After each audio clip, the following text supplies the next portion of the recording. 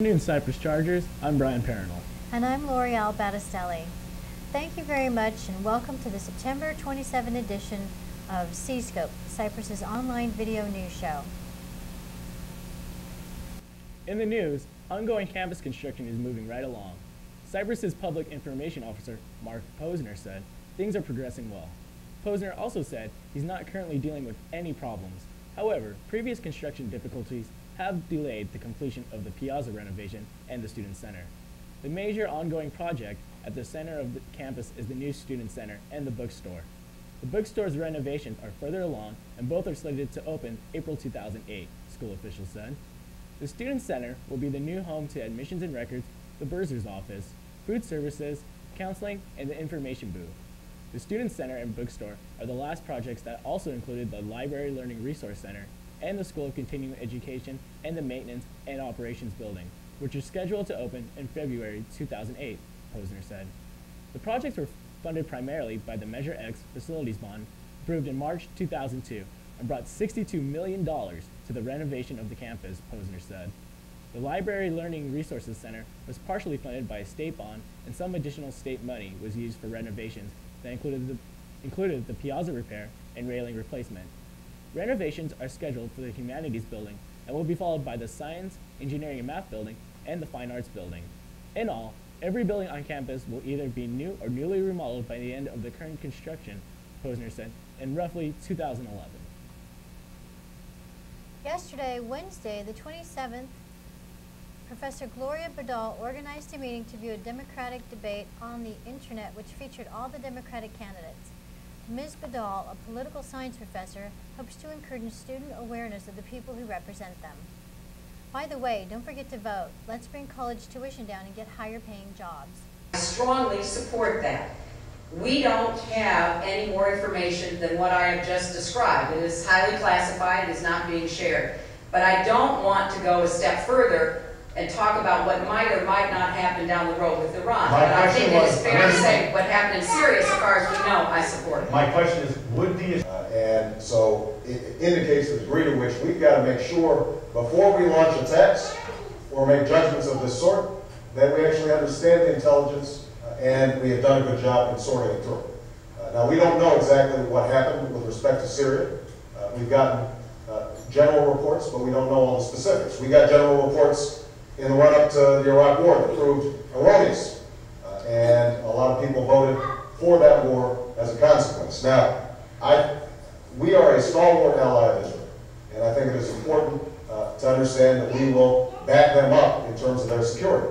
But it is critical to understand that until we have taken the diplomatic routes that are required to tighten economic sanctions, I have a plan right now to make sure that private pension funds in this country can divest from their holdings in Iran. Until we have gathered the international community to put the squeeze on Iran economically, then we shouldn't be having conversations about attacks in Iran. And I think It's that time again. The 6th annual Los Alamitos Wings, Wheels, and Rotors Exposition is returning to the Joint Forces Training Base in Los Alamitos. The expo will take place on October 28th from 10 a.m. to 4 p.m. on the airfield's tarmac. According to Chamber Board Chairman Stephen Dodola, more than 25,000 are expected. Admission and parking is free for the day-long event. Adults must bring a photo ID to enter the base. Visitors can enjoy interactive displays from warplanes to helicopters to military gear or police, SWAT teams, and equipment. The base and the chamber are still seeking volunteers to help organize the event. Interested volunteers may register online at www.www.reexpo.net. And for more information on renting vendor spaces, please call 562-598-6659 or 800-367-1185. Where do hundreds of dogs at their finest go to show off their coats and parade around? Well, last weekend at the baseball fields at Cypress College, kennel clubs from California and Arizona came to town, and the town went to the dogs. Kennel club members, their breeders, and their handlers traveled from as far away as Yuma, Arizona to participate in the weekend event.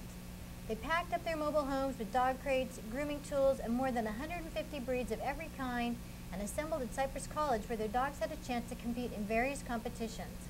From German short-hair pointers to silky terriers, more than 150 breeds competed in the unbenched outdoor competition, show, obedience, and rally over the 2-day period. Despite the Saturday rain showers, the overall event was a success, and many were excited to participate in the 2-day trials. To learn more about the Santa Ana Kennel Club, visit www.infodog.com. On Friday, September 28th at 8 p.m., the Westminster Rose Center Theater will host Performing with the Pros, featuring Orange County High School of the Arts students performing live with nationally renowned actor David Burnham. The show will include solos, duets, and ensemble numbers. Burnham recently received rave reviews for his performance as the lead Fabrizio in the national tour of Light in the Piazza.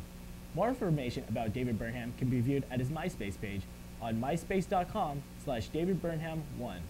And for further details about the Orange County High School of the Arts, visit www.ocarts.net. Now here's Sabrina Tinsey with a look of what is going on in the world of Charger sports. Sabrina?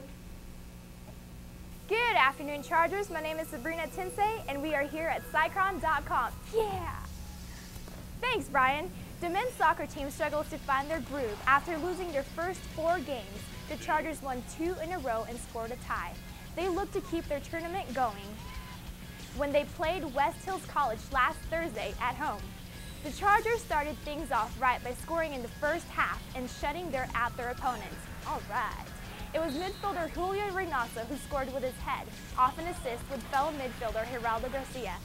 It's a good thing Reynoso kept his head in the game, literally, since that would be the only goal scored. Goalie Carlos Gutierrez made a crucial save late in the game as the Chargers won 1-0. The next faced Golden West College on Tuesday as they opened the Orange Empire Conference. The Rustlers got out early as they scored 2 goals in the first half. The Chargers came back early in the second half, thanks to forward Jesse Pridmore. Thanks, Jesse. Midfielder Raul Gracian had the assist. However, the Chargers couldn't score anything after that, as they lost 1-3. The Chargers faced Santa Ana College at home on Friday. The women's soccer team faced the Hawks of San Diego College at home on Friday. No worries, their opponent is ranked number 1. The Hawks got out on the board early with a goal in the 5th minute. The second half was more of the same, as the Hawks scored their second goal just 2 minutes into the half. The Lady Chargers couldn't overcome the Hawks' defense as they were shut out in 2-0.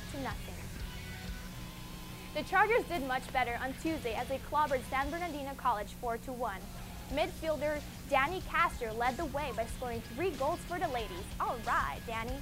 She had a little help from Katrina Flores, who had 3 assists. This makes 6 wins for the Chargers, who had 1 loss and 3 ties. Good job, girls. The Chargers look to keep the good times going as they faced Irvine College on the road on Friday. The Chargers volleyball team played in San Diego Mesa tournament last weekend. The Chargers played Moorpark College on Friday as they lost the match 3-1.